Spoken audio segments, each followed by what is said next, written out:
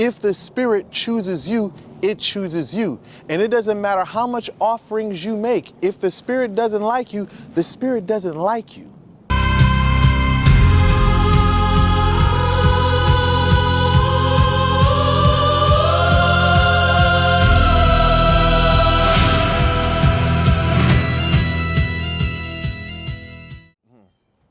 A common misconception that people have when it comes to venerating ancestors or serving the Loi is that an offering can bring you closer to that spirit. I want to say that's not necessarily so. It boils down to if the spirit likes you.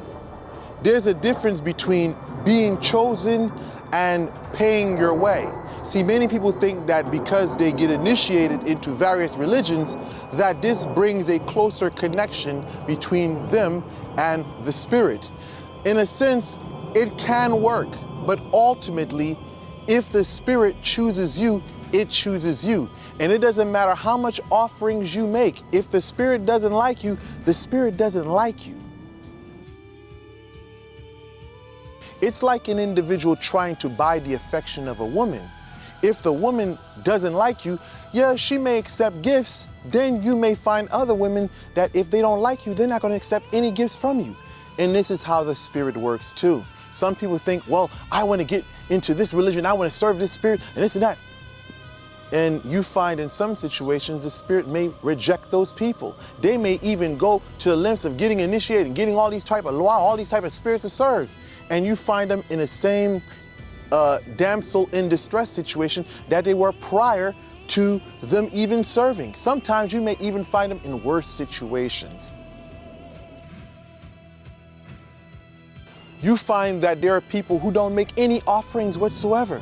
I've even seen people in church that were beloved by spirits of Haitian Vodou. I've seen good-hearted people that were beloved by spirits, but they chose not to serve that spirit. Even though they chose not to, and they went down another path in life, those spirits still protected them because that person was a good person. I've seen demonic spirits protect people that go to church, that are good-hearted people. It's like this, look at it. For some of you people that were born in the 80s, you may have had people that were in the streets, they were doing, bad things in the streets, but they saw potential in someone to go in life to do great things. They would say, leave that person alone, let them do their thing, because they don't want that person involved in no street stuff. And if you're OG, you've seen young people like that, you know exactly what I'm talking about. The spirits operate the same way.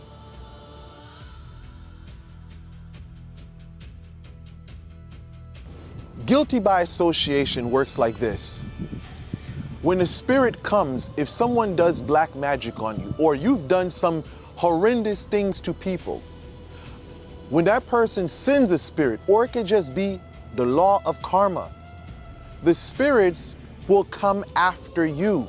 And if you have someone with you, they're not going to tell the person that you're with to move aside so we can get to you. They're going to take the person that's with you. The young YNs, they have a saying, there is no time frame on get back.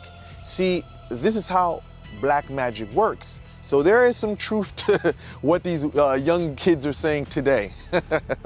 This applies even in the spirit world, because when someone does black magic, it comes as a thief in the night. You don't know when the spirit is going to come after the person.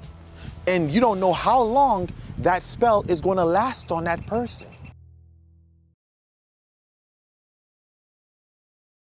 The young people in the streets, they have a saying.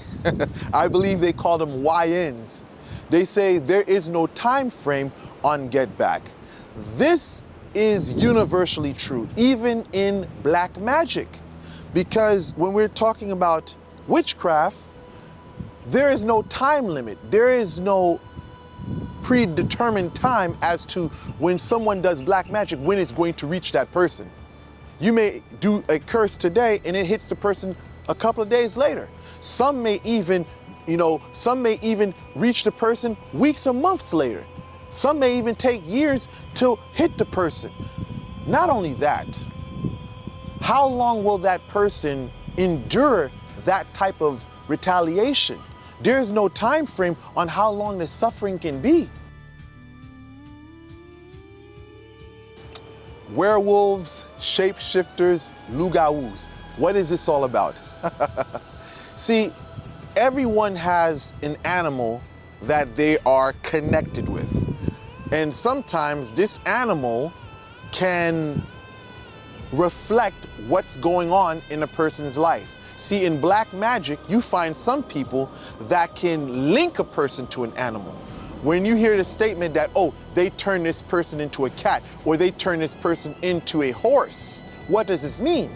They may sacrifice that animal with, let's just say, the intent of connecting the spirit of that animal to the human being. So if they curse that, well, let's just say they put a curse on that animal, they kill that animal.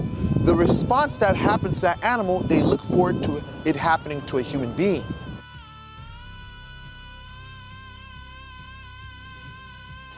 Now, the animal that the person is connected to can actually give you details of how they're doing in their life. I remember there was a guy who was messing with somebody and they cursed this individual. And this person said 3 days later they were walking down the street and they saw a dead snake on a road. What happened? Weeks later they find out the person that they cursed ended up getting terminated from the position that they were in because they were trying to block this person at their job.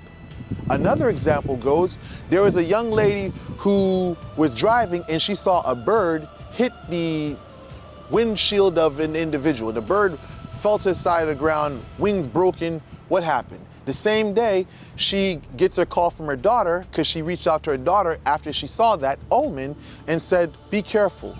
The daughter calls up later on and says, oh, someone got into an accident and they hit a pole. Do you not see the link between the two? There is a bird that actually hit someone's windshield and then you see a collision of a car hitting whatever object it was.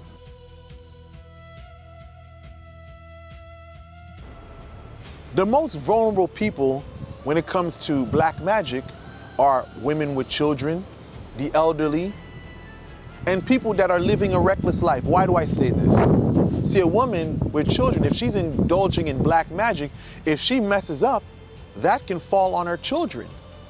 And if you're old in age, your defenses are not going to be there like someone who has youth. So something that's hit you like that, you may not be able to withstand it. And not only that, if you're someone that's living a reckless life, you're out here doing crimes, you're out here doing bad stuff in the streets, you're vulnerable. Now all of a sudden, you know, if you had luck and you're able to get away with the things that you're getting away with, you may find that you lose that luck. And now the feds come rushing in. The spirits use people all the time. There's people that get convicted of crimes that they did not do.